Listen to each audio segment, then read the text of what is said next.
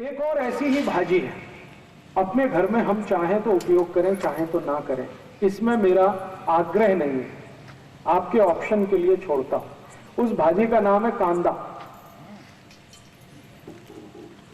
तो चाहिए ही चाहिए। चाहिए, कुछ को नहीं चाहिए। जो जैन धर्म को पालन करते हैं, चुस्त वैष्णव हैं, उनको ये कांदा नहीं चलता, लेकिन जो जैन धर्म का पालन नहीं करते हैं उनके लिए कांदा चलता है। तो मेरे आपके इसलिए मैंने कहा आग्रह नहीं है, आप चाहे तो उपयोग करिए, चाहे तो छोड़ दीजिए। इसके बारे में जानकारी जरूर दे देता हूं। ये कांदा जो है पित्त को शांत करने वाली सबसे अच्छी औषध है दुनिया।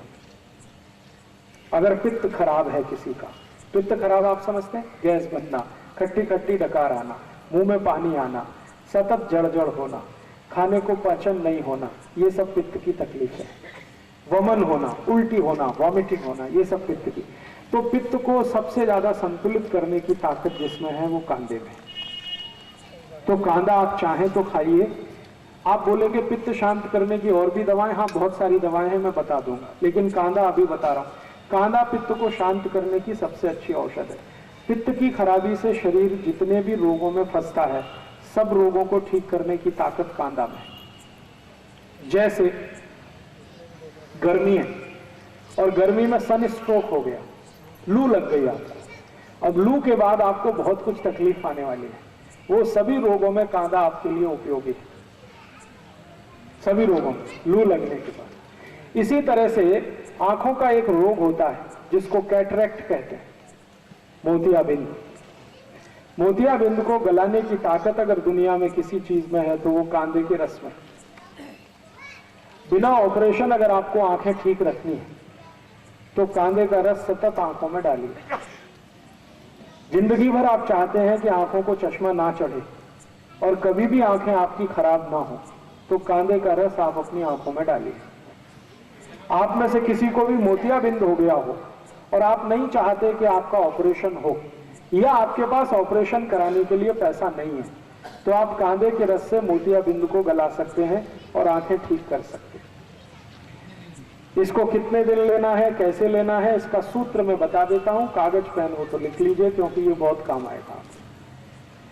1 चम्मच पांडरे कांदे का रस। देखिए कांदा एक ही काम का है जिसको पांडरा कांदा कहते हैं, ये लाल वाला किसी काम का नहीं। औषधीय गुण जो हैं वो सफेद प्याज में ही है, पांडरे कांदे में ही है, लाल वाले में कोई औषधीय गुण नहीं है। वो तो खाने के लिए आप खा सकते हैं, औषधीय गुण उसमें नहीं है। औषधीय गुण जो है वो पांडरे कांदे में ही है। तो पांडरे कांदे का 1 चम्मच रस ले लीजिए।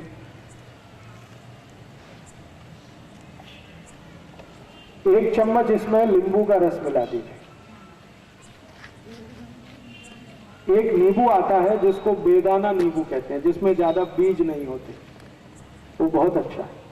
तो 1 चम्मच नींबू का रस, 1 चम्मच पांडरे कांदे का रस। फिर इसमें आप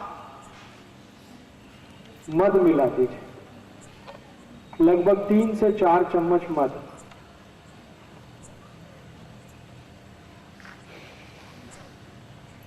और इसी में 1 चम्मच गुलाब जल मिला दीजिए।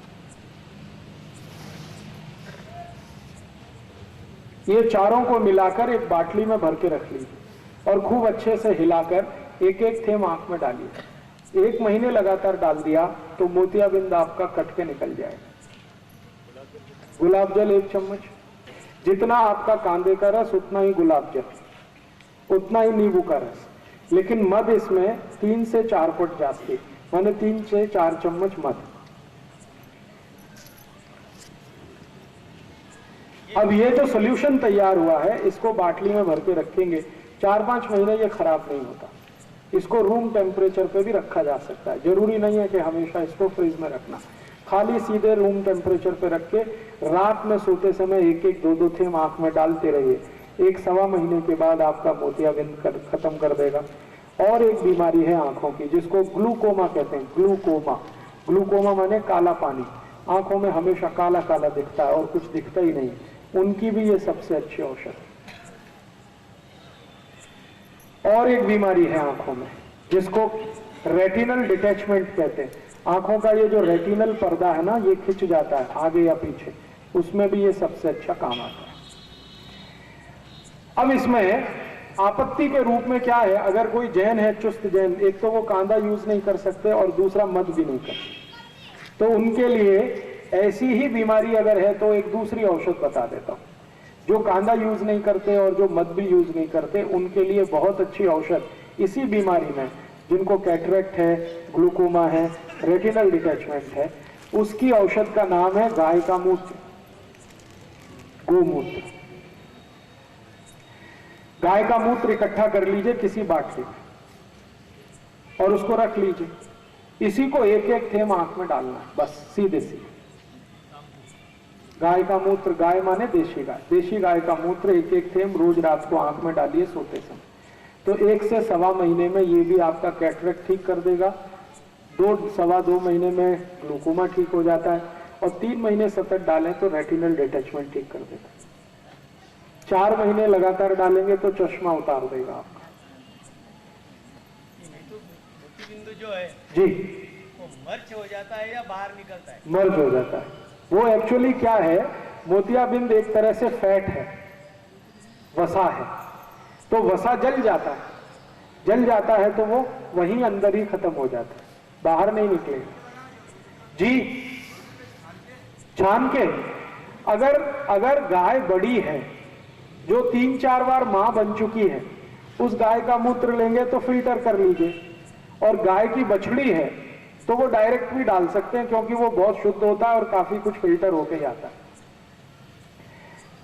आंखों के रोग में मैंने इससे अच्छी कोई औषध अभी तक नहीं देखी, गोमूत्र से अच्छी, एकदम tax free, cost free, side effect नहीं है और एक्सपायरी डेट कुछ भी नहीं, हर गली हर गांव में उपलब्ध है। और गाय माता इतनी अद्भुत है कि वो कभी भी मूत्र देने के लिए पैसे नहीं लेती, आप डब्बा लगा दो, भर लो, लेकिन रखने का है कांच की बाटली। तो कांच की बाटली में अगर आप इसको भर के रखेंगे तो ये कभी भी खराब नहीं होता। गोमूत्र 10 साल, 15 साल, 40 साल तक सुरक्षित रखा रहता है, तो उसमें कभी भी जंतु नहीं पड़ते। ऐसा कहा जाता है कि गंगा जल में और गाय मूत्र में कभी भी जंतु नहीं पड़ते, माने गंगा जल की जितनी पवित्रता है, गाय के मूत्र की भी उतनी ही पवित्रता है। तो इस गोमूत्र का आप भरपूर इस्तेमाल करिए आंखों के लिए। अब बात शुरू हुई है तो आगे और बढ़ता हूं। इसी गोमूत्र का और कहां-कहां इस्तेमाल आप कर सकते हैं? आंखों में तो कर ही सकते हैं, एक एक ड्रॉप डालें, एक एक थेम डालें। कान में अगर कोई भी तकलीफ है आपको, कोई भी तकलीफ, लस निकल रही है, दर्द हो रहा है, कान में खुजली बहुत आ रही है, कुछ उसमें फोड़े फुंसी कान में हो गए, तो भी एक एक थेम गोमूत्र कान में डाल सकते हैं।